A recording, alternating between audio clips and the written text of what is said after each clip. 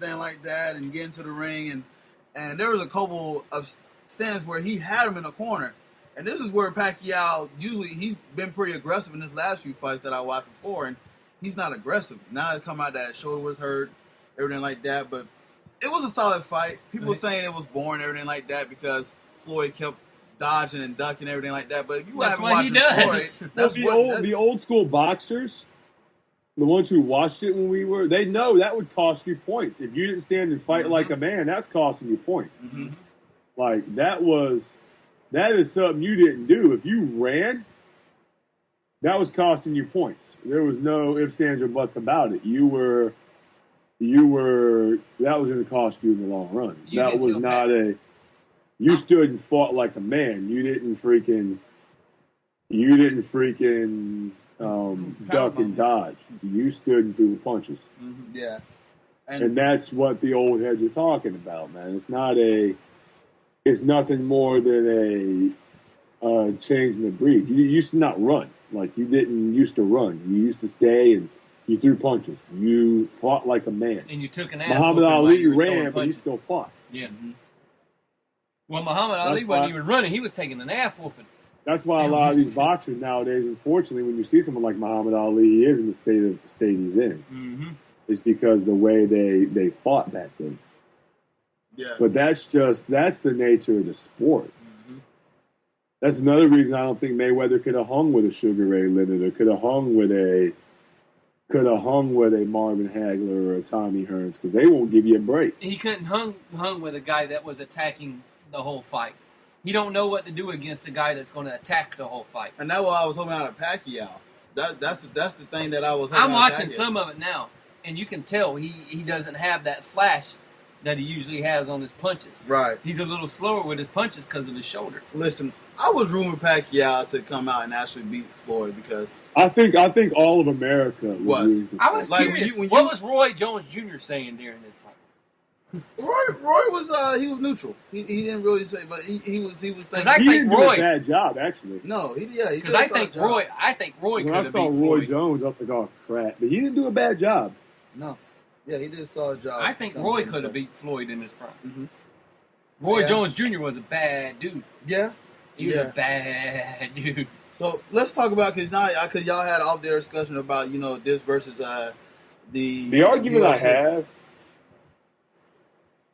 The argument I have with Floyd Mayweather getting all this credit is he fights once a year.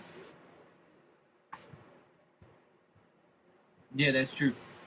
He does fight once a year. I think John fell off, but I'm still here. He fights once a year.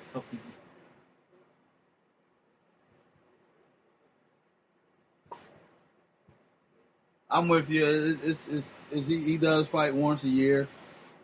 And I mean, it's always under his own terms and everything like that. But John, I wanted you, because I know you was breaking it down about the UFC and everything like that, and me, you, and Kevin was pretty much talking about the the whole UFC side of it, and I mean, we're not really big fans of UFC, and that's how it seems like UFC has been cockfighting.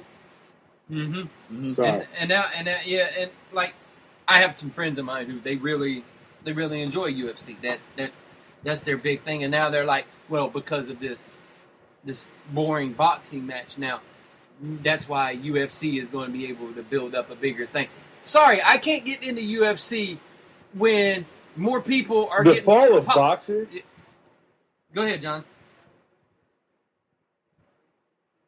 The fall of boxing is back on the fact that a lot of guys are going to mixed martial arts instead of boxing. Mm-hmm. But UFC... If 10 years from now, somebody would come out and tell us, you know what, UFC is as scripted and as staged as professional wrestling, I wouldn't be surprised.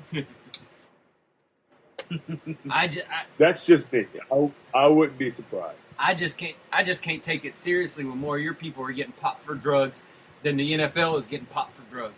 Yeah, I just can't take it seriously. You got more guys in UFC taking testosterone uppers and coke, and one guy got busted for coke right before a championship fight, and you did nothing about it. Nothing. You're like, he's good. I think the fall of UFC is going to be Dana White too. He's an idiot. He's an idiot. He's Somebody an asked him. egomaniac. Somebody he asked him. removed the judge from a fight because he didn't like the way they scored. Yep, because he did not like the way they scored one fight. So he was like, "You can't judge anymore." Like, go away, dude. Go away. What made you the high priest of fighting? What made you and Joe Rogan, who thinks he knows everything about every ninjutsu or karate, or what made y'all guys the high priest of mixed martial arts? Right. I'm like, what? I'm like, I haven't seen neither one of you fight in a cage before. Yeah, UFC is just They're hard like to Mel get behind. Kiper. It preaches that, like I said off the air, people still can't forgive Michael Vick for doing what he did to dogs. They'll turn around and watch two men get in a cage and pummel each other. Yeah. You know? Where It's blood human is spraying time, now, is what it is, man. Yeah, that's what it is, and I don't buy into UFC either, and I was hoping that this match was going to try to wait for robot reignite fighting. boxing, because I'm sitting there, I'm watching the score, I'm just like, man, boxing is such a dying sport. It's a shame, man, because I like it, man, but you just It's actually an art to boxing. Yeah, it's It used to be fun. it used to be fun. It really used did. to be fun.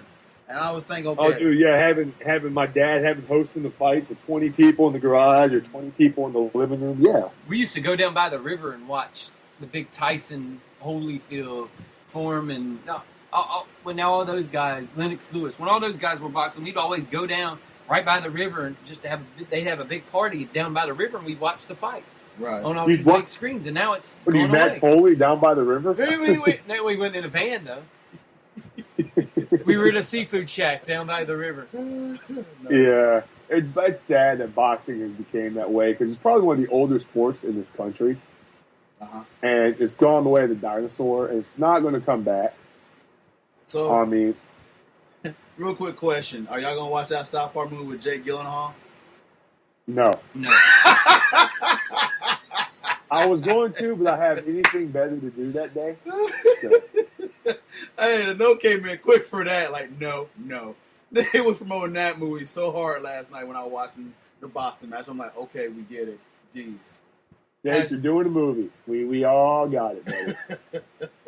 All right, let's. I don't think I watch anything with Jake Gyllenhaal. What has he been in? I can't. That's a good question. Hold on. Let's Google. We're all like, wasn't he in End of Watch? Let's Google. oh man. Let's Google something. Yeah. I'm doing it right now. I got my phone up. Oh, Jake God. Gyllenhaal. Oh, good. He popped up first on "Not Moved" by Jamie's National Anthem. Donnie Darko. I googled Jake Gyllenhaal and it came out live.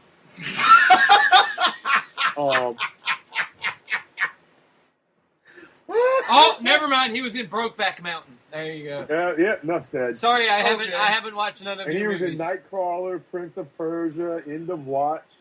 I have watched not a damn one of his movies.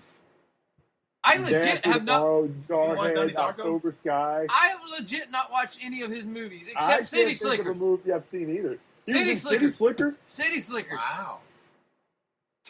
He was in City Slickers. That was the only movie. Holy crap, man! City Slickers. Look at these movies. I'm trying to think. 2000. I don't remember hearing about these movies. Look, he's making a money about an old WWE. He's making a movie about an old WWE tag team, Demolition. Oh, jeez. Oh man. Southpaw. And then that's that box. Everest. Wow. I quit. Yeah, I'm done. I'm done. Okay, let's Yeah. move forward and talk. For that reason, I'm out. Yeah. Jake Gyllenhaal, we care nothing about your movies. All right, let's move forward because Kevin, you did because John said he think it's gonna be a rematch. You think there's gonna be a rematch? I wouldn't be surprised if there is one, but I don't think there should be. I think if there is a Ain't gonna be rematch, no rematch. I think if there is to be a rematch, Floyd's 49-0, and he wants to get the 50-0, and then leave it at that, and that's going to be his last fight. I had a feeling that I thought this would be for Mayweather last fight, but when they interviewed, they said they got. He's got one more two. He's got one more fight on his deal. Yeah. But I guarantee he's going to want to get to that 50-0 mark just to break the undefeated record. He still won't break the undefeated record. No, if he goes to 50-0, he beats. No, he doesn't. He beats what's his name? Yeah, because Julio Cesar Chavez went to 82-0. Oh, yeah, he would never reach that one. All right, undefeated record boxing. He ended up losing, but he was 82-0 when he lost. Jesus Christ! I'll look it up. Your internet sucks, which is the same as my internet. So. All right, I was trying to look it up, but John has confirmed it, so never mind. Julio Cesar Chavez retired. He won like 82 straight fights. Then he got knocked out by a no-name named Frankie Randall. Golly. All right, let's move. I don't know much, but I know boxing. I don't know much. All right, so let's move forward and let's talk about NFL draft, and we'll get into that. And this is why John is here. Congratulations! I'm gonna call it before you guys. Congratulations, Balls in Our Court podcast friend Max Garcia. Yay! Going to the Denver Broncos. And the funny part was just like the Gators, he won't be playing in January. Actually, we'll be playing in January. Just the first week of January. Yes. We'll discuss that later on, but it's nice to have him not telling Excuse me, correction. Julio Cesar Chavez was 89-0-1 when he lost. When he lost to Frankie Randall. They put a 1 somewhere in the middle, so he wasn't. All right, well, let's get into the NFL draft. I mean, we already had a consensus that number one pick was going to be Jameis Winston, and I want to talk to our Buccaneers fan and NFL expert John about this. So, John, go ahead and give us your thoughts, sir. We had going into this draft, we had 2 quarterbacks up for debate, and in honor of my best friend Kevin, I've written a poem about this draft. Oh no! Where to? Princess here before you. Oh, God. That's what I said now. Princess who adore you. Just go ahead now. One has crab legs in his pocket. You know that now. The other has an arm that's now a rocket. Just go ahead. Now, I think, all right, in all seriousness, I think Tampa made the right choice. I was a little leery when the Eagles started offering the farm to move up to take Mariota. I'm glad Tampa stuck with the guns. You know what? If you're going to be wrong big. If you're going to be right, be right. I think Tampa made the choice. I also got to credit the NFL scheduling gods. Just coincidentally enough, week 1 is Mariota versus Winston. Yep. Tampa and Tennessee playing week 1. Yep. But I bring the question, they put a line around them. Tampa fans that think it's going to turn around and be a 12-4 season, 11-5 season is delusional. I see him struggling a lot this year, but in the long run, I see him being a good pick. I was glad to see Tampa went out. Not only did they went out and got a quarterback, they went out and invested in a strong left tackle. And my favorite pick of the draft, Ali Marpet from Hobart University. They drafted in the second round as well. So I was happy to see Tampa go out and start trying to ensure their $25 million quarterback. He signed a freaking contract fast. Well, he wants to get busy. Yeah, and he wants to get busy. He kind of screwed everybody behind him because no one's going to get higher than $25 million. None of the rookies are going to get higher than that. They got now. It's not like the olden times where they had the olden times. Wow, $60 million. Exactly. Now it's all under the rookie salary cap now. So it's easier to get their contracts done because you have, bam, that's what you get. You don't get nothing else. That's what you get, which is good because now you're not giving people like Sam Bradford $70 million to play 4 games. So there was an analogy about the Marcus Mariota, and I saw this on NFL.com, is that the Eagles basically went to the car lot. They looked at the car. That was Chip Kelly. And they left without buying. So it's like they was almost like they were going to make a move. They said it was too expensive. Exactly, that's what it was. So he couldn't talk the used car agent down. So, tell us about Tennessee picking Mariota and what, in y'all personal opinion, do y'all think it's the right move, or do you? I was surprised. I was too. But what did I say right after he got picked?